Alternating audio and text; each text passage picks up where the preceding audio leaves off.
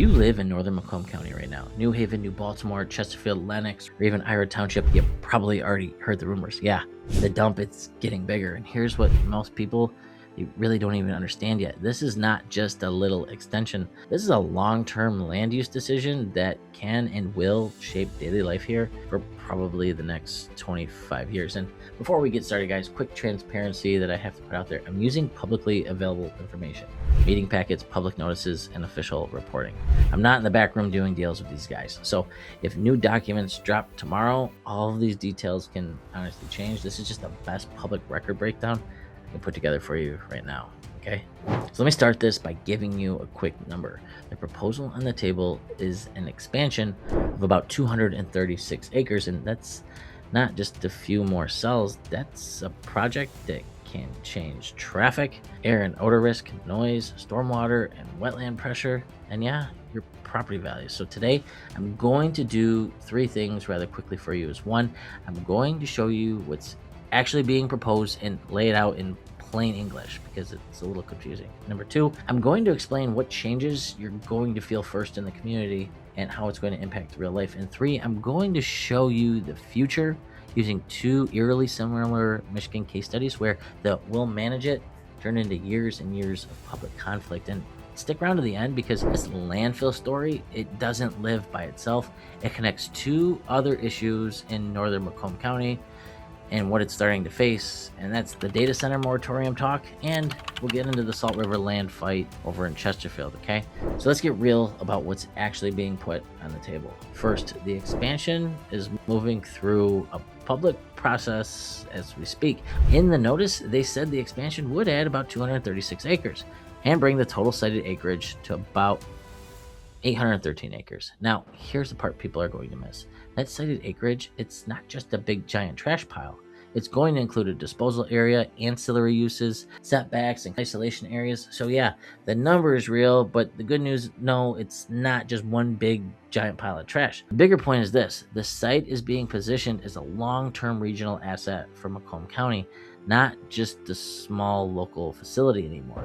Now let's talk about the recycling piece, because this is where the public conversation, it actually starts to get confusing. Yes, there's talk of recycling infrastructure, and recycling is a good goal, but what does it actually mean in practical terms for the residents in the community? Let me give you a clue. In Lennox Township, the Planning Commission meeting back in May of 2025, they approved a site plan for a proposed transfer facility described as a transloading operation for what's known as recycling.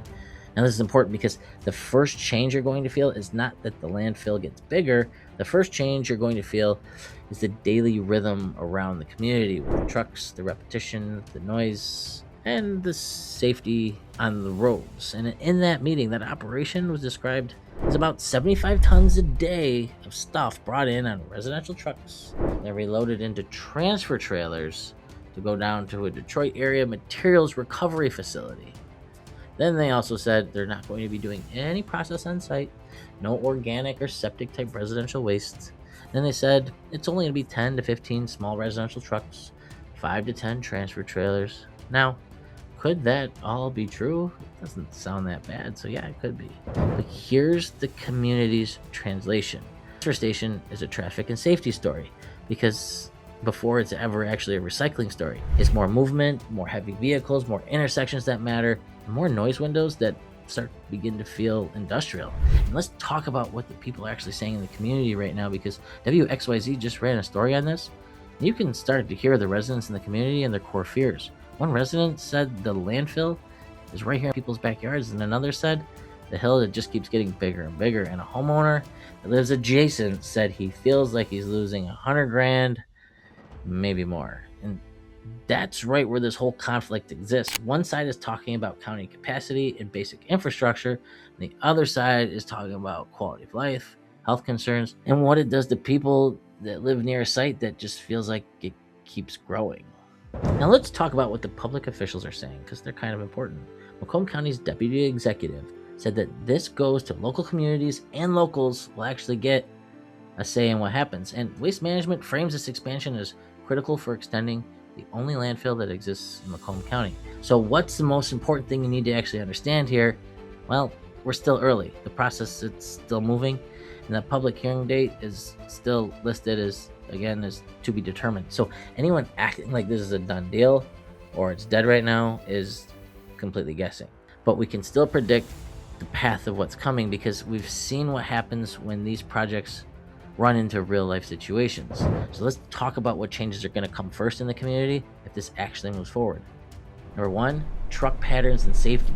Even without a single odor event, heavy vehicle traffic changes how people feel about the roads. And if you have kids, or you walk, or you bike, or you're just commuting in northern Macomb County, which is crazy right now, this is not a small issue. Number two, guys, odor and air quality trust. I want to make sure I get this all for you. Now, this is where people are going to start to lose faith, not because they want to fight and people have nothing else better to do, but because they're going to start to feel powerless. Odor complaints, they are not just annoying, they affect sleep, stress, outdoor life, the basic use of your own home. And I also want to give a quick public service moment here. If you ever have an odor event or dust or smoke issue that you begin to notice, don't just go on Facebook and post about it. You need to document it. Get a date, a time, how long it lasted. If you can, note the wind direction. And I don't know why, but they suggest getting a 10-second video clip. I don't know if they can smell it through the video. And then submit it through the State of Michigan Eagle site. Use the MI Enviro portal and search report a concern. That creates a real trackable record. And if you believe it's an emergency or a sudden release of something harmful, Eagle has a 24/7 hotline called PEAS. And the number I will list right here on screen and in the description below. A clean record gets way more results than a loud Facebook thread. Number three, guys, the stigma effect. This is where real estate shows up, not just as sales talk, but as a practical consequence. When an area gets a reputation for odor or constant truck traffic, buyers are going to notice, renters will notice, and businesses notice. The community name starts to carry a footnote. Now let's get into the case studies. I'm going to give you the study, both of them, and I encourage you to actually dig deeper into these, okay? Case study one was in Arbor Hills near Northville, and this shows you what happens when odor complaints become an actual public crisis. Eagle summaries discuss years of odor complaints and enforcement actions and lawsuits that were filed in 2020 connected to nuisance odors, and Northville Township said it actually filed its own separate lawsuit in 2021. The takeaway is really simple here, guys. If the community trust breaks, it takes years and years to repair. That war continues.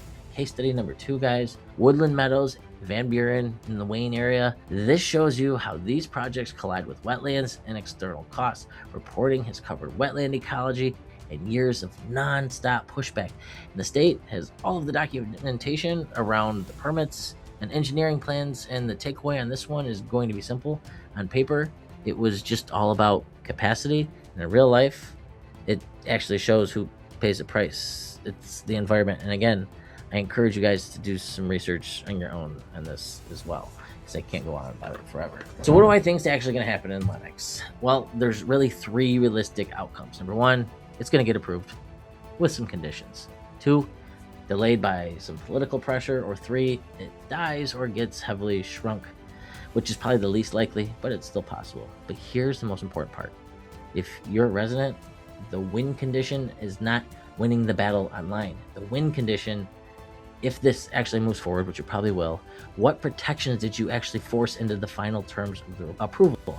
Things like the truck routes, the truck hours, odor monitoring, enforcement triggers, buffering, transparent reporting, fight for real community benefits, not just PR online. Now the right now update. The process is moving, but it's not finished yet. And public documents still show the hearing date is listed as to be determined. And if you want impact, you don't wait until the excavators start to show up. You watch the agendas, you read the packets, you show up early, and you need to start asking better questions, because by the time the news comes out that there's final approval, you need to know those decisions were made months before. Now, a quick community pulse check. Please comment one word below. Type yes if you want the expansion stopped. Type rules if you think it should move forward, but only with some really hard conditions. And type info if you're still trying to figure out what the hell I'm talking about and if any of it's actually true. I'll pin a comment with the next meeting links and all the key documents as they drop in the comments below. So people can actually follow the paper trail without going through all of the chaos. Now let's connect the dots into what's next. People are whispering about data centers in northern Macomb County, and that's not random. The same places that host big infrastructure like this start attracting other big infrastructure: power, water, land, zoning.